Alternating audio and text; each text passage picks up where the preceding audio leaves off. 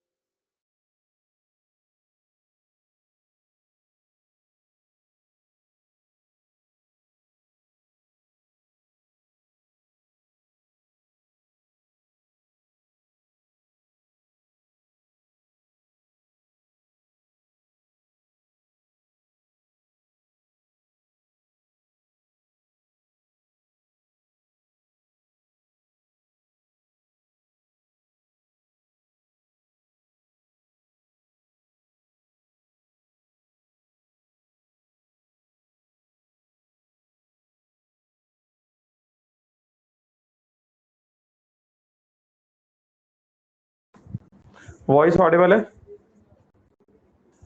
अभी ऑडिबल है क्या वॉइस? तो एक बार पेपर का डिस्कशन ले लेते हैं। पहले जेई का ले लेते हैं, उसके बाद फिर नीट वालों का ले लेंगे। ठीक। और जब तक जेई का ले रहे हैं तब तक नीट वाले भी देखें एक बार कि क्या क्वेश्चंस थे, कैसे क्वेश्चंस थे, क्योंकि सेम ही लेवल था क्वेश्चंस का। ऐसा नहीं था कि कोई अलग अलग लेवल था क्वेश्चंस का। The level of questions was same only.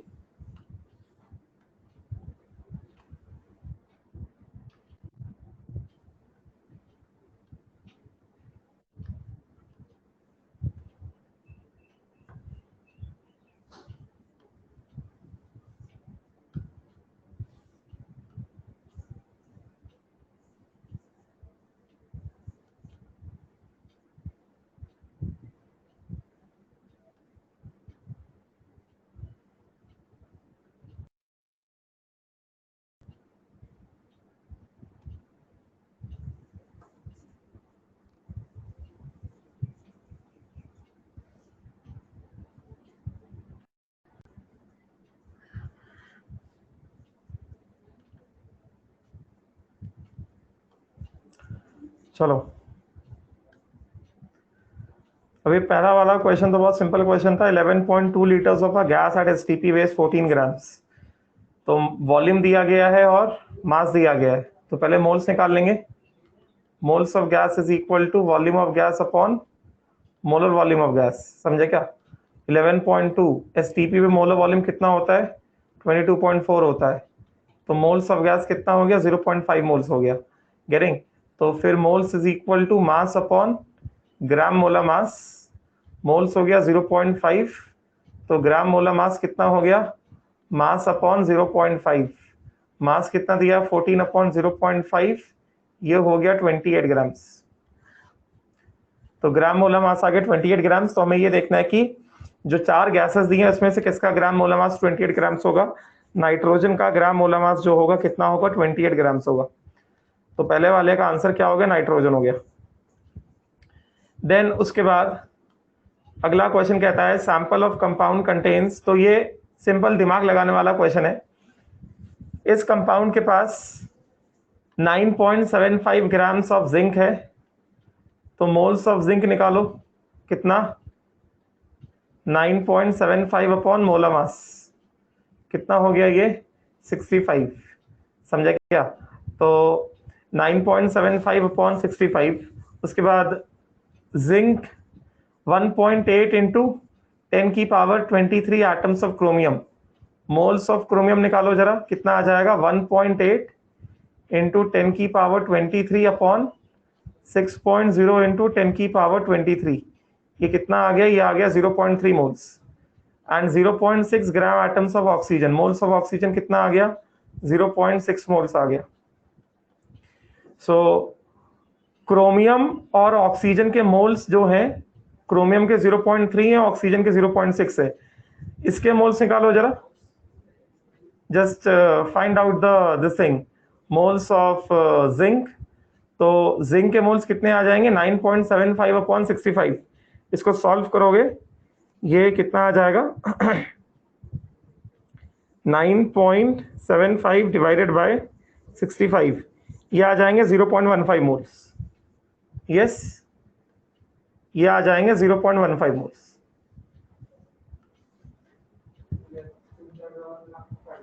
This will come out to be 0.15 moles. समझे क्या? तो मोल्स ऑफ जिंक आ गया 0.15, मोल्स ऑफ क्रोमियम आ गया 0.3 एंड मोल्स ऑफ ऑक्सीजन आ गया 0.6। ठीक है, तो कितना हो गया? जिंक हो गया 0.15, क्रोमियम कितना हो गया? क्रोमियम हो गया 0.3, ऑक्सीजन कितना हो गया? 0.6। तो रेशियो निकाल लो जरा एक बार। Zinc is to chromium is to oxygen का क्या रेशियो हो गया?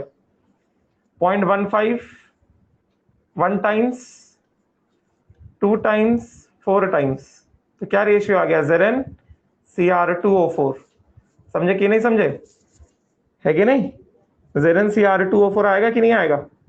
जिंक के 0.15 मोल्स, क्रोमियम के 0.3, ऑक्सीजन के 0.6। तो एम्पिरिकल फॉर्मूला में क्या होता है? सिंपल रेशियो होता है ना। एम्पिरिकल फॉर्मूला में क्या होता है? सिंपल रेशियो होता है ना, यही होता है ना एम्पिरिकल फॉर्मूला में, है कि नहीं? तो कितना हो जाएगा? 1:2:4 होगा। यस, तो बी आंसर हो गया इसका। देन उसके बाद इसका आंसर मैंने करेक्ट कराया है, इसका आंसर होगा डी। इसका आंसर सी दिया है, मैंने डी कराया है इसका आंसर, बिकॉज डी आएगा 2 लाख टाइम्स आएगा। समझे क्या? तो कह रहा है कि an organic compound on analysis was found to contain 0.032% sulphur by mass. The molecular mass of the compound if it's one molecule contains 2 sulphur atoms. अगर एक मॉलिक्यूल के पास 2 सल्फर एटम है, मतलब फॉर्मूला क्या हो गया कंपाउंड का? फॉर्मूला क्या हो गया सल्फर का, मतलब कंपाउंड का? S2 एंड समथिंग, यही होगा कंपाउंड का फॉर्मूला।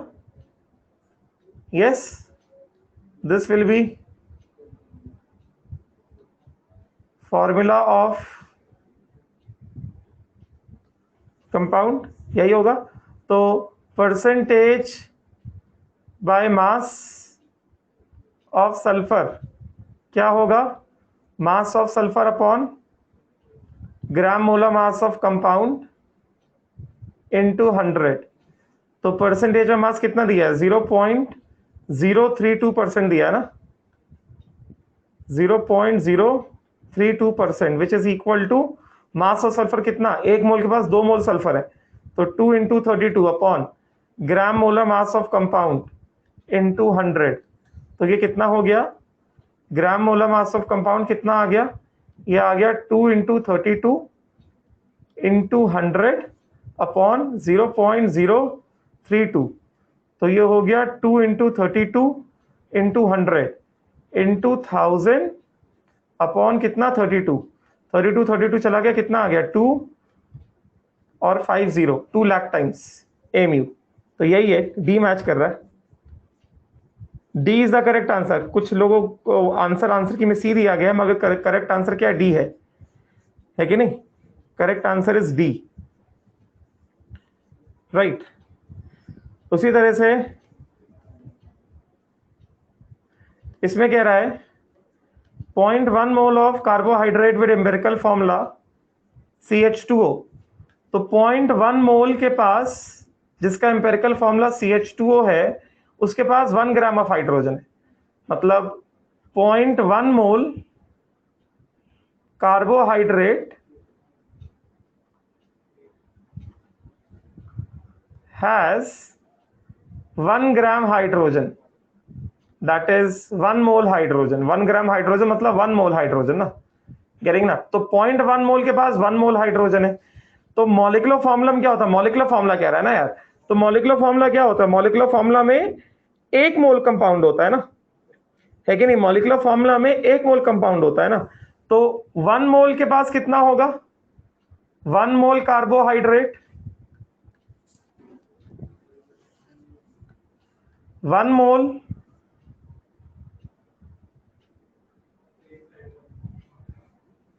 कार्बोहाइड्रेट हैज कितना? 10 मोल हाइड्रोजन ना, यही होगा।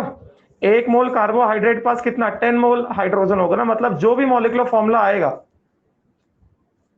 मॉलिक्यूलर फॉर्मूला जो आएगा उसमें कुछ ऐसा होगा, CxH10O, ऐसा मॉलिक्यूलर फॉर्मूला आएगा ना, बिकॉज कंपाउंड के पास कार्बन, हाइड्रोजन, ऑक्सीजन है। तो मॉलिक्यूलर फॉर्मूला जो आएगा that will be what? CxH10O ना। ये क्या दिया गया है? CH2O दिया है empirical formula. Empirical formula CH2 दिया, मतलब क्या? Carbon is to hydrogen is to oxygen कितना है? 1:2:1, यही है ना? 1:2:1 है ना। तो हाइड्रोजन के तो 10 मोल्स है, तो अगर हाइड्रोजन के 10 मोल्स हो तो कार्बन के कितने मोल्स होंगे? 5 मोल्स होंगे, और ऑक्सीजन के कितने मोल्स होंगे? 5 होंगे ना। समझे कि नहीं समझे? 3,5H10O5, क्या समझे? डाउट? डाउट है क्या?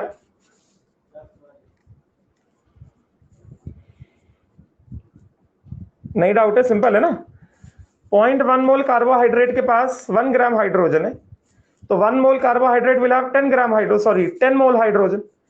मॉलिक्यूलर फॉर्मूला में 1 मोल कंपाउंड होता है, मॉलिक्यूलर फॉर्मूला में 1 मोल कंपाउंड होता है, इसी वजह से हमने 0.1 मोल कार्बोहाइड्रेट को के पास 1 मोल हाइड्रोजन था, तो 1 मोल कार्बोहाइड्रेट के पास कितना होगा? 10 मोल हाइड्रोजन होगा ना। ये सुनो, तो अगर 1 मोल कार्बोहाइड्रेट पास अगर 10 मोल हाइड्रोजन, तो मॉलिक्यूलर फॉर्मूला में 1 मोल की बात होती है ना। तो मॉलिक्यूलर फॉर्मूला मतलब 1 mole of carbohydrate, 1 mole of carbohydrate is having कितना? 10 मोल हाइड्रोजन। तो हाइड्रोजन के तो मोल्स फिक्स है, 10 मोल्स है कि नहीं? तो एम्पेरिकल फॉर्मूला देखो, carbon is to hydrogen is to oxygen कितना है? 1:2:1 है कि नहीं? तो अगर हाइड्रोजन के 2 मोल तो कार्बन का 1 मोल, तो हाइड्रोजन के 10 मोल तो कार्बन के कितने? 5 मोल, ऑक्सीजन के भी कितने? 5 मोल्स, है कि नहीं? Right, clear? देन उसके बाद a compound on analysis give carbon 24 grams, hydrogen 4 grams, oxygen 32 grams. मतलब मोल्स ऑफ कार्बन कितने? 2, मोल्स ऑफ हाइड्रोजन कितने? कार्बन के मोल्स कितने? कितने moles of carbon? 24/12, 2 moles of carbon. Moles of hydrogen कितने? 4/2, 2 moles 4/1, molar mass of hydrogen 1 होता है। तो कितना हो गया? 4 moles of hydrogen, moles of oxygen कितना 32/16, 2 मोल्स ऑक्सीजन हो गया। ठीक है, तो carbon is to hydrogen is to oxygen कितना आ गया 2:4:2, मतलब 1:2:1। तो एम्पिरिकल फॉर्मूला कितना हो गया C1H2O1 या CH2O। डाउट है कोई? CH2O आएगा, B नहीं आएगा, D आएगा। ठीक है, उसके बाद ये वाले का आंसर गलत है, इस वजह से मैंने इसको बोनस दिया है, इसका कोई भी ऑप्शन मैच नहीं कर रहा है। Empirical formula of the compound is CH2O। 0.0835 moles of the compound contains 1 gram of hydrogen. तो 0.0835 moles of compound has 1 gram hydrogen ना। तो ये बताओ मॉलिक्यूलर फॉर्मूला मतलब क्या? मॉलिक्यूलर फॉर्मूला मतलब क्या? 1 मोल ऑफ कंपाउंड ना। मॉलिक्यूलर फॉर्मूला मींस कितना 1 मोल कंपाउंड होता है ना। तो these many moles of compound has got 1 gram hydrogen, मतलब कितना 1 मोल हाइड्रोजन ना। 1 ग्राम हाइड्रोजन मतलब 1 मोल हाइड्रोजन। तो 1 मोल कंपाउंड के पास कितना होगा? 1 मोल कंपाउंड के पास क्या होगा 1/0.0835 मोल हाइड्रोजन होगा कि नहीं होगा? होगा कि नहीं होगा? बिकॉज मॉलिक्यूलर फॉर्मूला मतलब 1 मोल कंपाउंड, तो उसके पास कितना होगा 1/0.0835। this 1 mole compound will have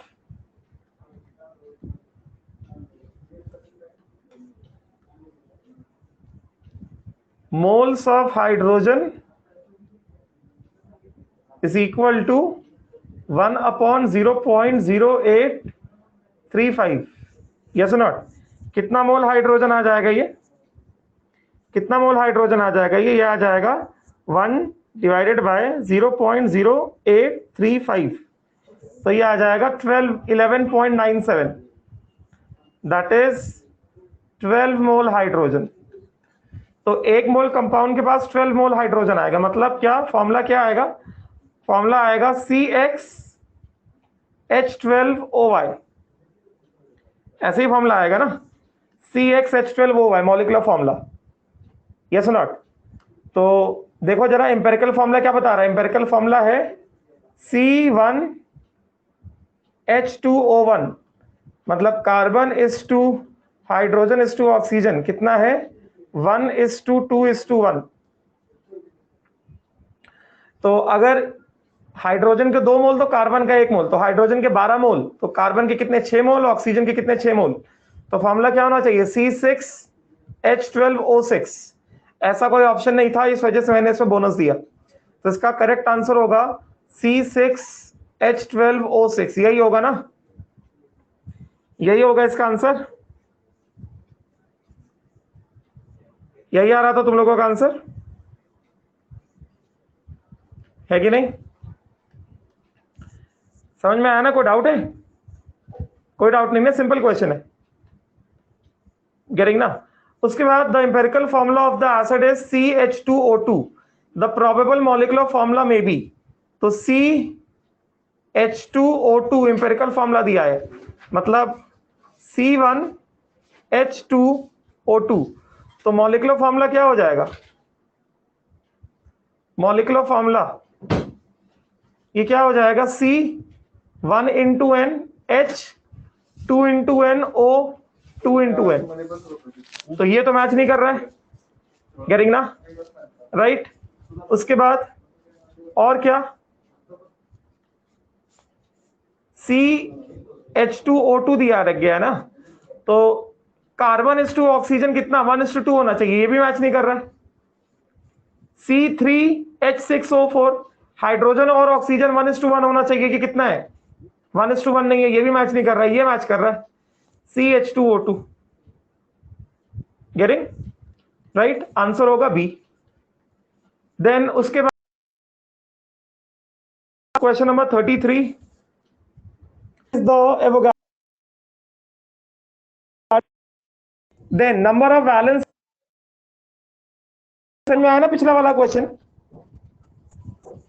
question number 32 समझ में आया? क्वेश्चन नंबर 32 आंसर होगा बी, ठीक है। एंड क्वेश्चन नंबर 31 का समझ में आया? ये बोनस किया है मैंने, नीट में भी किया है और जेई में भी किया है।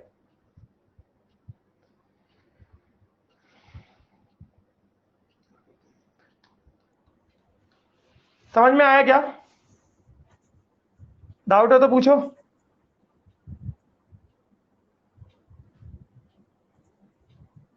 डाउट है तो पूछो। 32, 31, 31, 32 कोई डाउट नहीं है?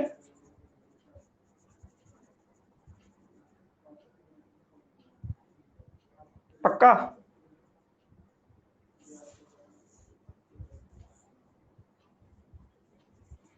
चलो आगे बढ़ते हैं। फिर if Na is the Avogadro's number, the number of valence electron in 4.2 grams of nitride ion, ये वाला क्वेश्चन आया था। वैलेंस इलेक्ट्रॉन, नाइट्रोजन, नाइट्रोजन का इलेक्ट्रॉनिक कॉन्फ़िगरेशन तो पता है ना सबको? क्या होगा? K2, nitrogen atomic number 7, L5, यही होगा। तो नाइट्राइड आयन है ना, तो इलेक्ट्रॉन कहां पे ऐड होता है? वैलेंस शेल में ऐड होता है कि नहीं होता है? नाइट्राइड आयन के पास स्टेबल ऑक्टेट है कि नहीं है? ऑक्टेट रूल तो पता है यार सबको, ऑक्टेट रूल तो सबको पता है ना कि नहीं पता है? ऑक्टेट रूल, इसके पास क्या है?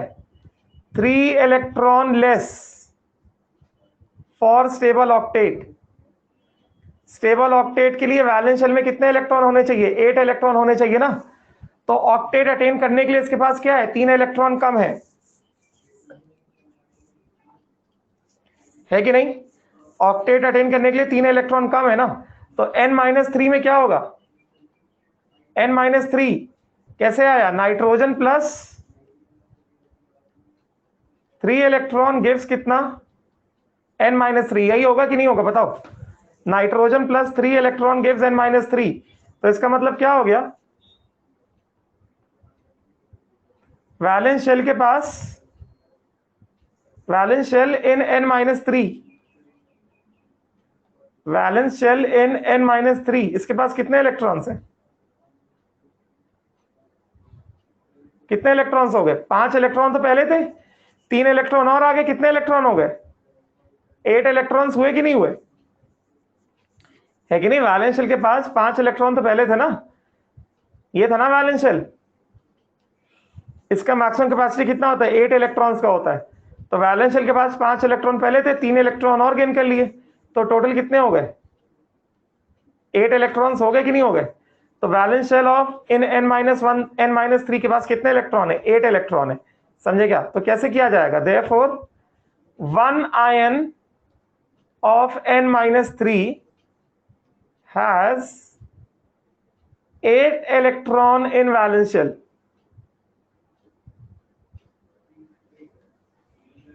So Na ions मतलब 1 mole ions of n-3 has कितना? 8 into Na, that is 8 mole electrons in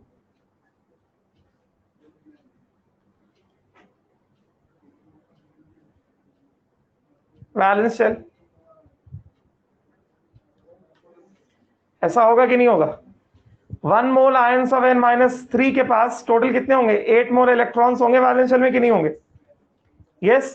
1 मोल मतलब क्या? 1 मोल मतलब कितना? 14 ग्राम ना। 1 मोल मतलब कितना? 14 ग्राम होता है ना। 14 ग्राम ऑफ n-3 के पास 8 मोल इलेक्ट्रॉन्स होंगे कि नहीं होंगे? होंगे ना। हमसे क्या कह रहा है? हमसे कह रहा है 24.2 ग्राम्स के पास कितने होंगे। तो मोल्स ऑफ n-3 बताओ जरा।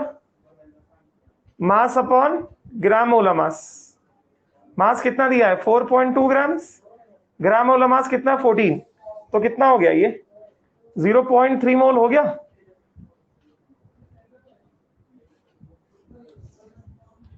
.3 मोल ऑफ N-3 हो गया कि नहीं हो गया, बताओ। 0.3 मोल ऑफ N-3 हुआ कि नहीं हुआ। तो ये बताओ 1 मोल N-3 के पास 8 Na electrons in valence shell हैं, तो 0.3 मोल N-3 के पास कितने होंगे 0.3 इंटू 8 Na, मतलब कितना 2.4 Na electrons in valence shell, होगा कि नहीं।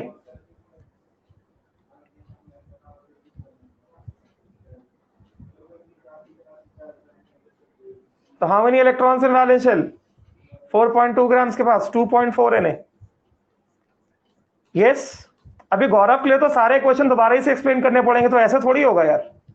एक बार एक्सप्लेन करते हैं फिर गौरव के लिए स्पेशली अलग से एक्सप्लेन करें, ऐसे नहीं होता है। आपको 1 महीने से पढ़ा रहे हैं, आपको अब तक समझ में आना चाहिए था। उसके बाद नेक्स्ट क्या होगा, वेट ऑफ। अब देखो इसको मैंने बोनस इसलिए दिया है क्योंकि इस वाले क्वेश्चन में तुमको एटॉमिक मास ऑफ कॉपर नहीं दिया है। एटॉमिक मास ऑफ कॉपर देना चाहिए था, तभी तुम इसको निकाल सकते थे, अदरवाइज तुम इसको निकाल नहीं सकते थे। एटॉमिक मास ऑफ कॉपर इसमें दिया ही नहीं गया है, समझे क्या। क्वेश्चन नंबर 33,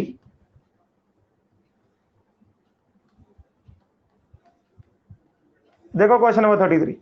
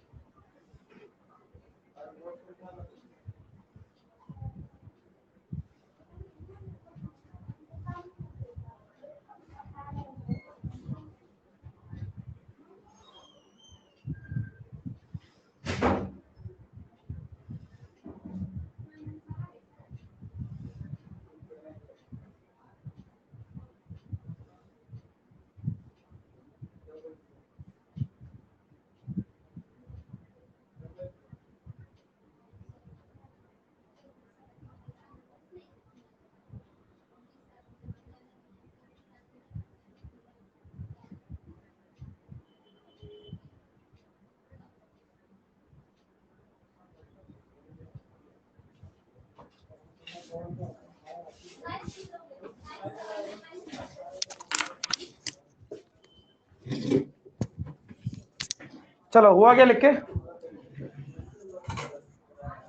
इस वाले क्वेश्चन में क्या किया है, इसमें कहता है कि number of valence electron in 4.2 grams of nitride ion. तो मैंने बताया कि नाइट्रोजन के पास electronic configuration is K2L5, valence shell में 3 इलेक्ट्रॉन कम है, तो 3 इलेक्ट्रॉन गेन करेगा और नाइट्राइड आयन बनाएगा। नाइट्राइड आयन इज N-3, तो नाइट्रोजन प्लस 3 इलेक्ट्रॉन क्या करेगा, ये N-3 बनाएगा। तो ये जो 3 इलेक्ट्रॉन कम थे वैलेंस शेल के पास, ये 3 इलेक्ट्रॉन गेन कर लेगा। तो जो 3 इलेक्ट्रॉन गेन कर रहा है किधर जाएंगे, वैलेंस शेल में जाएंगे ना। तो वैलेंस शेल N-3 के पास कितने इलेक्ट्रॉन हो जाएंगे, 8 इलेक्ट्रॉन्स हो जाएंगे ना। तो अगर हम एक नाइट्राइड आयन की बात कर रहे हैं, तो एक नाइट्राइड आयन के वैलेंस शेल के पास कितने इलेक्ट्रॉन है, 8 इलेक्ट्रॉन है। तो अगर हम 1 मोल नाइट्राइड आयन की बात करेंगे, मतलब Na आयंस की बात करेंगे, तो कितने इलेक्ट्रॉन हो गए, 8 Na, मतलब 8 मोल इलेक्ट्रॉन हो गए वैलेंस शेल के पास, है कि नहीं। 1 मोल मतलब कितना 14 ग्राम ना। तो हमें मास दिया गया 4.2 ग्राम्स, तो कितने मोल्स हो गए, मोल्स ऑफ N-3 कितना हो गया, मोल्स ऑफ N-3 कितना हो गया, मोल्स ऑफ N-3 हो गया 4.2 बाय 14, मतलब कितना 0.3 मोल्स ऑफ N-3। तो 1 मोल ऑफ n-3 के पास 8 मोल इलेक्ट्रॉन है वैलेंस शेल में, तो 0.3 मोल ऑफ n-3 के पास कितने हो गए? 0.3 into electrons in the valence shell. समझ में आया? जो लोग कह रहे थे दोबारा से एक्सप्लेन करो। हो गया लिख के? क्लियर हो गया? ठीक, चलो अगले क्वेश्चन में आगे बढ़ेंगे। तो क्वेश्चन नंबर 34 मैंने इसलिए बोनस दिया है क्योंकि इसमें एटॉमिक मास ऑफ कॉपर नहीं दिया गया।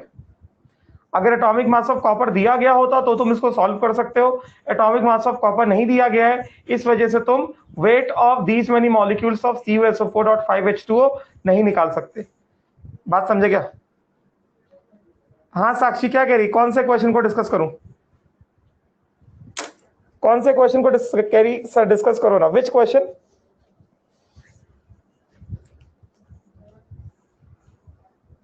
हाँ कर रहा हूं, मैं अभी बता रहा हूं कि मैंने इसको बोनस क्यों दिया है। अब मैं तुमको एटॉमिक मास ऑफ कॉपर देता हूं और अब हम लोग इसको सॉल्व करेंगे। समझे क्या? अब मैं तुम्हें दे रहा हूं कि this thing atomic mass of copper is 63। अब कह दिया कि एटॉमिक मास ऑफ कॉपर अब दिया गया है 63, तो ये तो बहुत सिंपल है ना। You have to find out the weight of these many molecules of CuSO4.5H2O। तो CuSO4.5H2O का मोलर मास निकाल लो ना, ग्राम मोलर मास निकालो। CuSO4.5H2O कितना हो गया? कॉपर कितना है? 63 हो गया, प्लस सल्फर कितना हो गया? 32 हो गया, प्लस 4 ऑक्सीजन हो गए, 63.5 ले लो। 63.5 होगा copper. Copper will be 63.5, yes not? Copper will be 63.5। तो ग्राम मोलर मास निकालो जरा।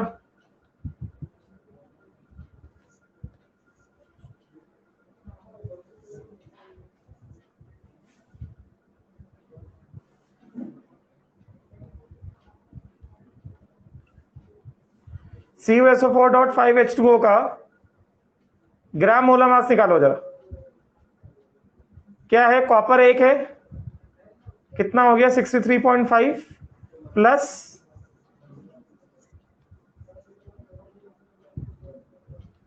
सल्फेट कितना है? एक सल्फेट है, सल्फर कितने? 32 प्लस 4 ऑक्सीजन 16 इंटू 4 प्लस एक H2O कितना होता है? 18 होता है ना, तो 5 इंटू 18 करेंगे। समझे? तो इसको सॉल्व करोगे कितना आएगा? 249.5 आएगा ना। तो ये 1 मोल का मास है ना, this is the mass of 1 मोल।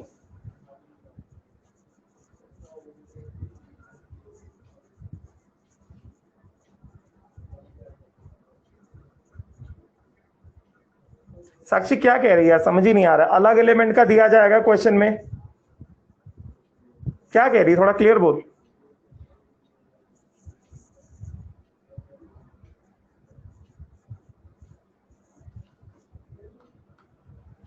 इस वाले क्वेश्चन में सबको 4 मार्क्स मिले, इस वाले क्वेश्चन में सबको 4 मार्क्स मिले।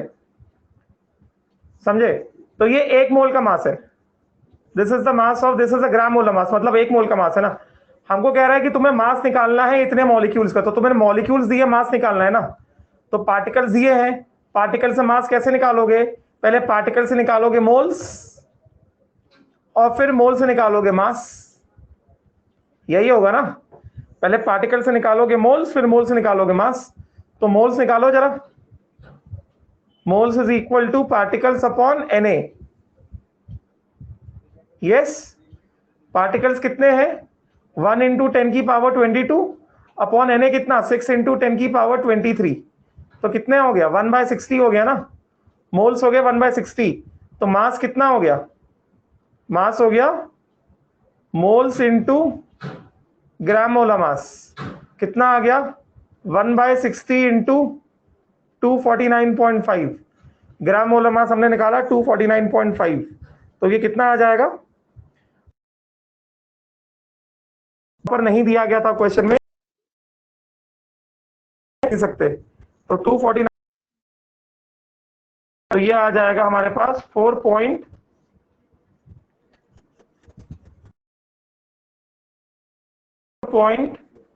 158 ग्राम्स। तो अगर ये 4.158 ग्राम्स है तो कितना हो गया? सी पार्ट हो जाएगा ना।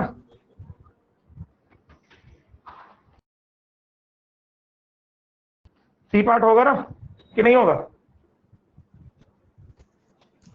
क्लियर?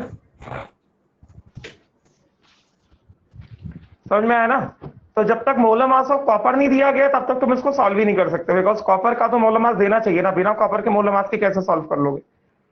तो ये आ गया हमारे पास, ग्राम मोलर मास आ गया, ये ग्राम मोलर मास आ गया अपने पास, ये अपने पास आ गया ग्राम मोलर मास ऑफ,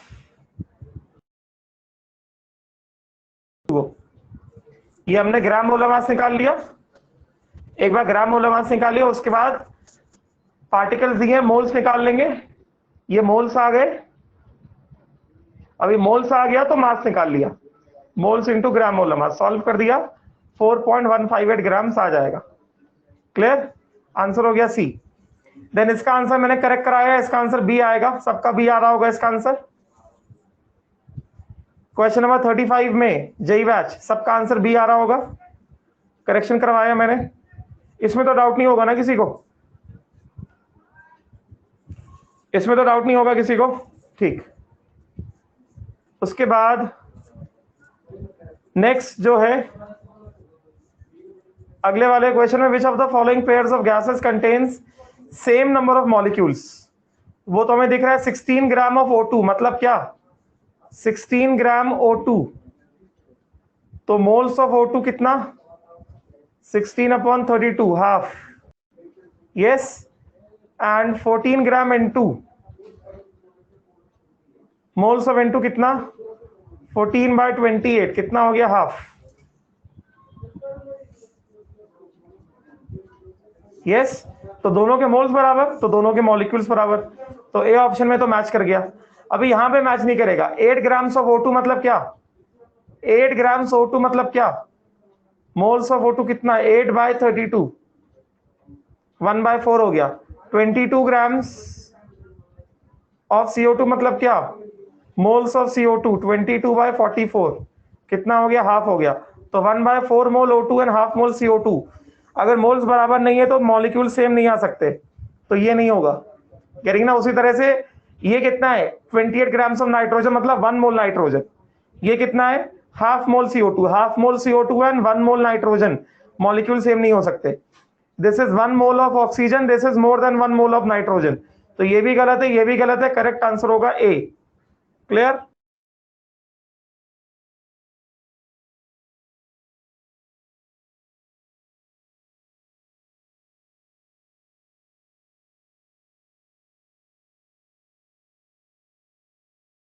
बताओ।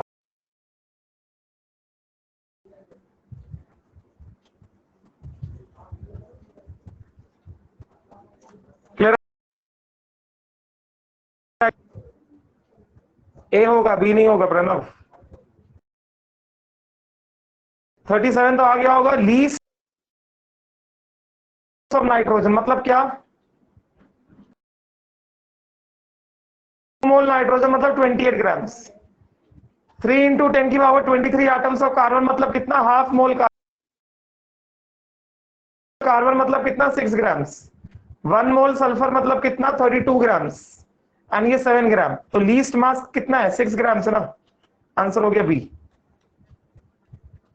ठीक है,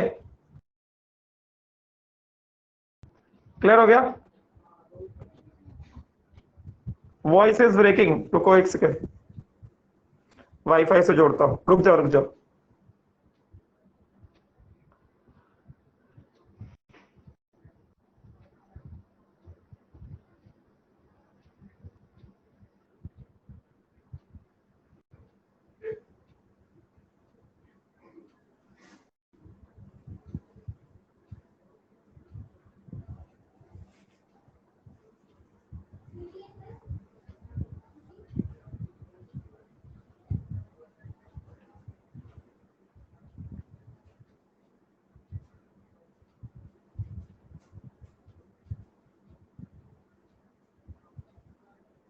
हाँ चलो, अभी ठीक है,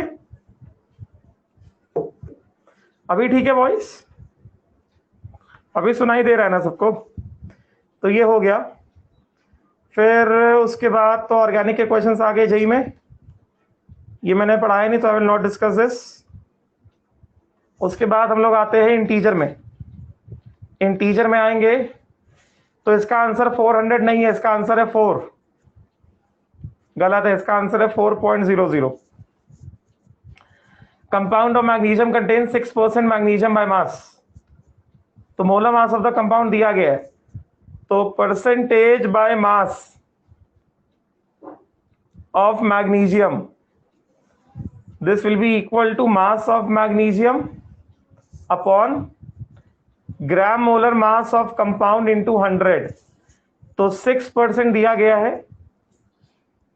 compound contains minimum molar mass कह रहा है ना, क्वेश्चन कह रहा है the minimum molar mass of the compound. तो मिनिमम मोलर मास मतलब क्या, फॉर्मूला ऑफ द कंपाउंड क्या होगा, फॉर्मूला ऑफ द कंपाउंड क्या होगा, मिनिमम मोलर मास कह रहा है ना, तो फॉर्मूला ऑफ द कंपाउंड क्या होगा, एक ही मोल होगा मैग्नीशियम का। सिखाया है ना ऐसा, मैग्नीशियम का एक ही मोल होगा ना। मिनिमम मोलर मास कह रहा है मतलब मैग्नीशियम का जो मोल होगा वो कितना होगा, सिर्फ और सिर्फ एक मोल होगा। मैंने अपने वाले पार्ट के करेक्शन कराए थे, ऑर्गेनिक में भी कुछ करेक्शंस होंगे फिर तो। ऑर्गेनिक में करेक्शंस नहीं है क्या, क्यों? तो तुम लोगों ने बताया क्यों नहीं मुझे कि ऑर्गेनिक में भी करेक्शंस है? मैंने कल ग्रुप में डाला था करेक्शंस है तो बताओ, तुम लोग जवाब ही नहीं देते हो कोई। कल पूछा था करेक्शंस है कि नहीं है, क्या क्या करेक्शन है बताओ जरा, क्या क्या करेक्शन है ऑर्गेनिक में? कौन सा क्वेश्चन करेक्शन है? जेई जेई वाला पेपर बताओ पहले।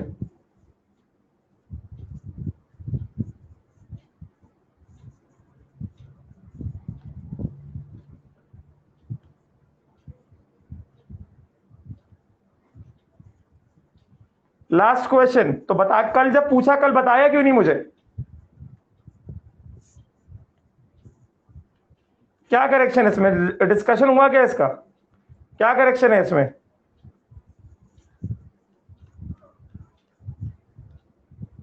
जब ग्रुप में पूछ रहे हैं भाई करेक्शन है तो बताओ, तो क्या मतलब है? अभी बताने से क्या फायदा, पेपर का रिजल्ट तो निकाल दिया है उसने। तो कह रहा है कि मिनिमम मॉलिक्यूलर मास कह रहा है ना, मिनिमम मॉलिक्यूलर मास का मतलब क्या हो गया, मैग्नीशियम का एक मोल है, there is only 1 mole of magnesium, minimum molecular mass. तो percentage by mass of magnesium क्या हो जाएगा, mass of magnesium upon gram molar mass of compound into 100। तो परसेंटेज ऑफ मास कितना हो गया, 6 हो गया। मास ऑफ मैग्नीशियम कितना, एक ही मोल है ना, तो 1 इंटू 24 अपॉन कितना, ग्राम molar mass of compound into 100। तो ये ग्राम मोलर मास कितना आ जाएगा कंपाउंड का, ग्राम मोलर मास ऑफ कंपाउंड कितना आ जाएगा, 6 1 टाइम्स 6 4 टाइम्स, ये आ जाएगा 400। और हमें दिया क्या गया है, n इंटू 10 की पावर 2, n इंटू 10 की पावर 2। तो यहां से क्या पता चला, n का वैल्यू कितना आएगा, 4.00 आएगा। n का वैल्यू विल बी 4.00 आएगा कि नहीं आएगा, है कि नहीं? तो value of n will be 4.00। हाँ तो कल बताना चाहिए था ना, आउट ऑफ सिलेबस है। कल जब पूछा कल क्यों नहीं बताया, अब क्या करें, अब तो फाइनल रिजल्ट डाल दिया ना किरण ने, अब क्या कर सकते। कल जब मैं पूछ रहा था ग्रुप में, मैंने पूछा था भाई कोई करेक्शन है तो बता दो, मैंने 2 बार डाला, मैंने अपने करेक्शंस भी डाले कि ये करेक्शंस दिखे हैं मुझे, उसके बाद भी मैंने कहा था प्लीज चेक एंड कंफर्म। अब तुम लोग नहीं बता सकते तो मैं क्या करूं? मेडिकल वालों ने मुझे बताया था कि सर 67 वाला क्वेश्चन भी बोनस है,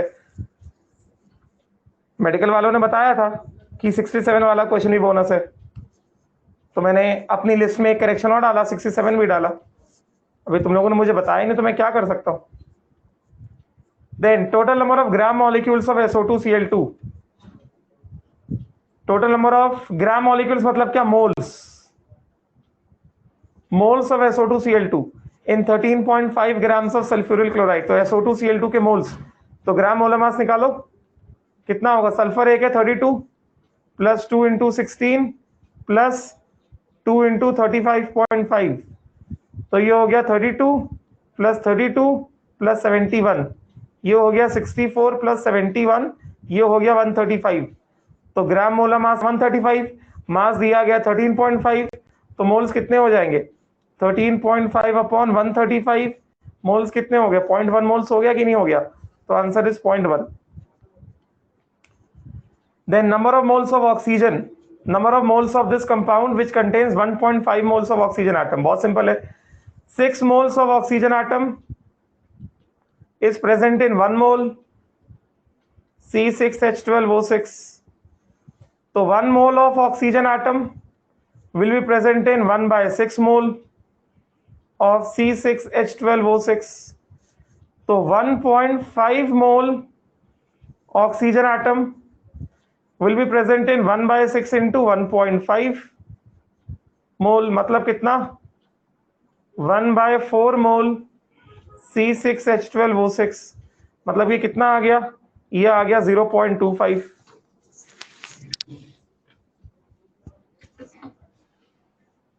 है कि नहीं? तो कल बताना चाहिए था ना, अभी आज बताने से क्या फायदा? कल जब मैं पूछ रहा था तब बताना चाहिए था मुझे। तो ये हो गया 0.25। तो क्वेश्चन नंबर 48 का आंसर हो गया 0.25। देन क्वेश्चन नंबर 49 क्या है? The percentage of nitrogen in urea. तो यूरिया का फॉर्मूला दिया गया NH2CO NH2, ग्राम मोलर मास निकालो। ये कितना है? NH2CO NH2, इसका ग्राम मोलर मास निकालो।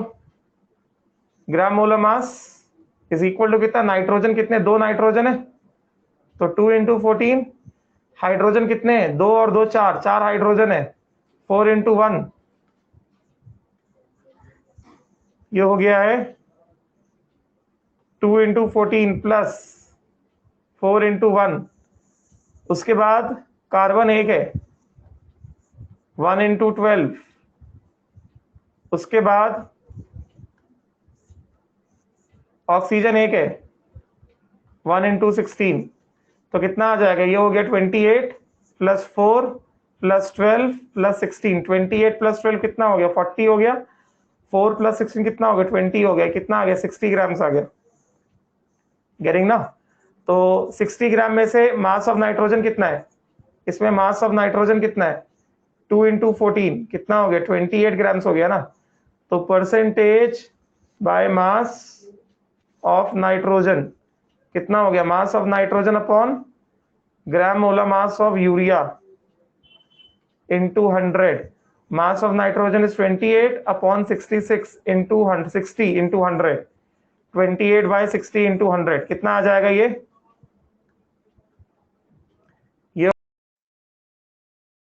परसेंट। तो मैंने इसका रेंज दिया है 46.6 से 46.7 के बीच में इसका रेंज दिया है मैंने। समझा क्या? क्योंकि कुछ लोगों ने 46.6 मार्क किया है। तो इसका रेंज जो है, जो मैंने रेंज दिया है इसका, वो क्या दिया है? 46.6 से 46.7। समझा क्या? उसके बाद caffeine has molecular weight of 194 if it contains 28.9% by mass of nitrogen, the number of nitrogen atoms in one molecule। बहुत सिंपल है, नंबर ऑफ नाइट्रोजन आटम कह रहा है, तो मॉलिक्यूल फॉर्मूला ऑफ कैफीन क्या ले लिया जाए? ऐसे क्वेश्चंस कराएं, फॉर्मूला ऑफ कैफीन क्या ले लोगे? नाइट्रोजन के बारे में बात कर रहा है ना, NX एंड समथिंग एल्स। तो what is the mass of nitrogen? तो अगर हम 1 मोल कैफीन की बात करेंगे, if we talk about 1 mole of caffeine, तो अगर हम 1 मोल कैफीन की बात करेंगे तो मास कितना हो गया? ग्राम मोलर मास हो गया। और इसमें मास ऑफ नाइट्रोजन कितना है? x into 14, that is 14x grams. Molecular mass ये आ गया 194। परसेंटेज ऑफ मास कितना है? 28.9। तो percentage of mass of caffeine, percentage by mass of nitrogen कितना है? 28.9।